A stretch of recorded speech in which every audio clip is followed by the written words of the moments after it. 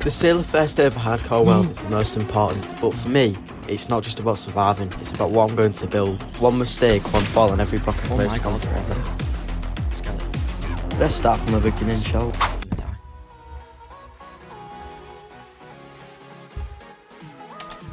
Welcome back, everyone. Today we're starting something huge. New world, difficulty, hardcore, one life, no second chances. The spawn is looking promising. We have a plain biome with lots of oak trees. As a builder, I'm already looking around thinking where a cathedral could go. But first, I need to get loads of materials and mainly a bed.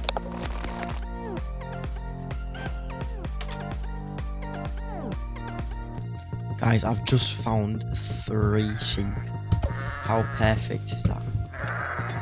Wool, right now, I'm telling you, is the most important thing. Because otherwise, how am I going to sleep?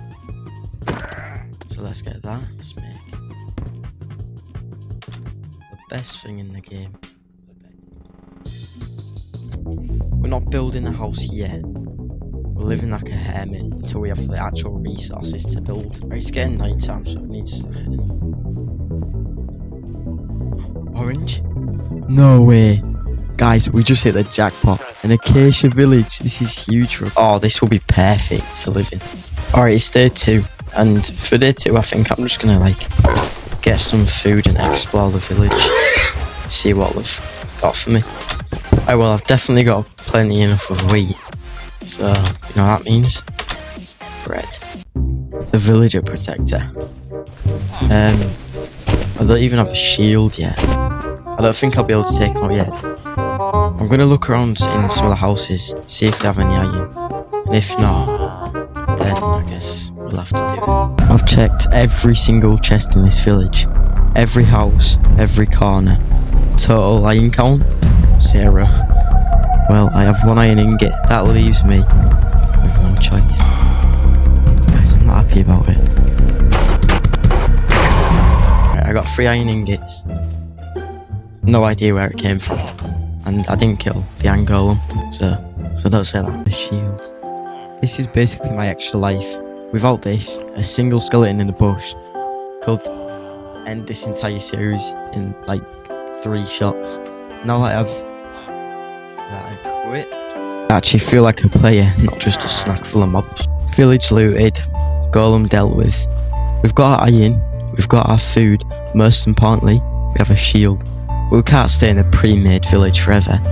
This is a building channel, and it's time we actually build something.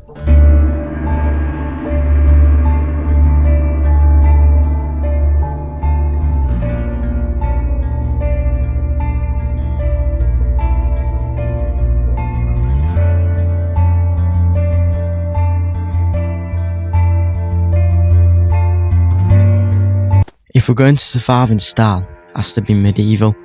I'm taking a wooden, some overhanging roofs, a lot of depth. I mean, it's a medieval house. It isn't just a home, it's a fortress. If you saw the last clip, you know I spent a good chunk of time scouting the area, and I finally settled on this spot. It's got a great view, plenty of flat ground, and it just feels like the right place to put down roofs. I'm starting here by laying out the footprint. In replay mode it looks quite quick, but I was actually really overthinking the size. I wanted it big enough for all my survival gear, but not so big that I'd be building the roof for the next 3 weeks. I'm using a mix of dirt and stone to mark the boundaries. If you're building in survival, seriously, don't skip the outline phase. It saves you so much headache later when you realise your windows aren't lined up. Now look at the bottom walls. I actually started filling in with a completely different set of blocks. But the more I looked at it, the more it just fell off. It was too busy. It was too busy and I didn't have that heavy grounded feel a medieval house needs. So I had to stop, tear the whole thing down and swap it for normal stone. It might sound easy in survival, but that's more mining, more smelting, and watching my pickaxe just disappear. I spent a huge amount of time just standing by the furnace waiting for the stone to come. Moving on to the second floor, I decided to take a bit of a risk and use diorite. I know some people think it looks like bed poop, but actually, I love it for medieval build. I love it for medieval builds because it looks like old weathered plastered. It looks like old. It looks old weathered plastered to give it some personality. I added that bright orange accent stripe.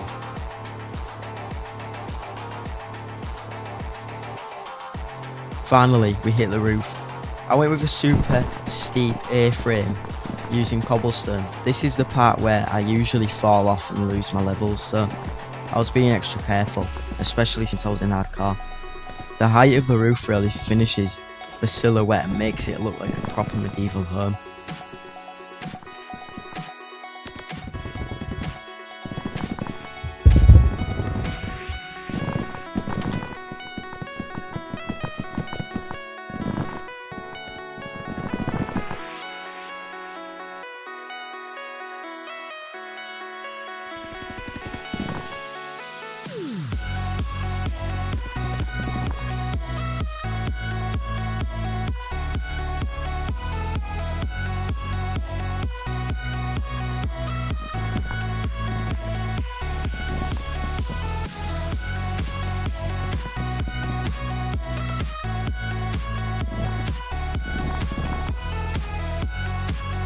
Once that massive cobblestone roof was finally secure, I jumped back down to finish the actual living space.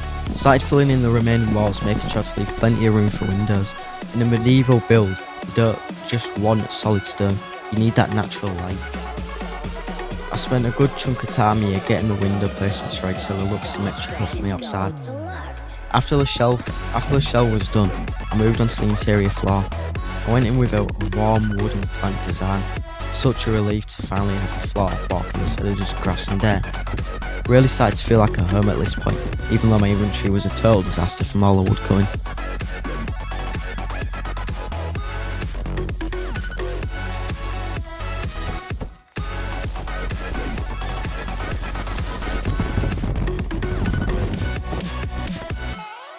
With the main structure solid, I took one last lap around the house. This is where I really focused on those details I mentioned earlier. Adding those wooden trapdoors as shutters and placing support beams under the roofline. I also added some extra bits of texture around the base of the house to make it look a bit more weathered.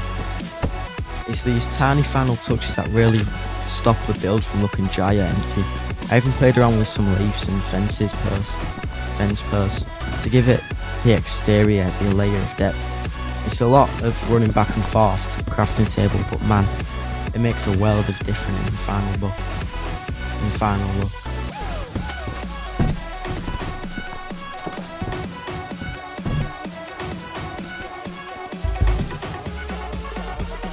Here I was just doing the inside.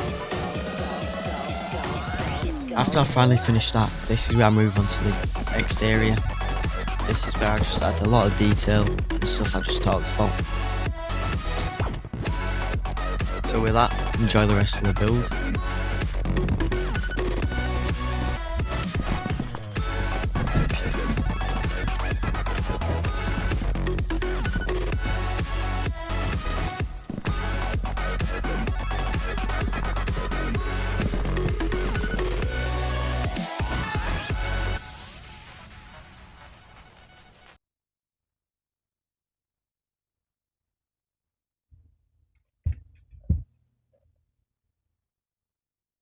So this is a final look of the medieval house. It's definitely not the best, but for my 6th day on hardcore, I'm pretty sure this world's going to turn out to be huge.